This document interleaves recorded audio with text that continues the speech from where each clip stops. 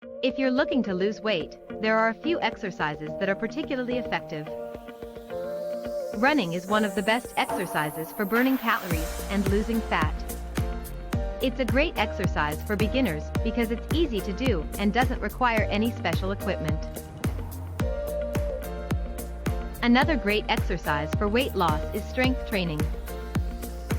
Strength training can help you burn more calories and tone your body. It's a great way to get in shape and improve your overall health.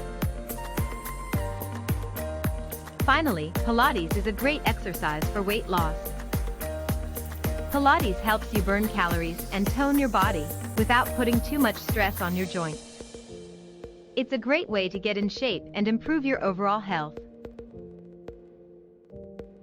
These 3 simple exercises form the foundation of every weight loss plan that I design for my clients. If you're looking to lose weight and get in shape, try incorporating these simple exercises into your life. Make sure you take the quiz to check your body status.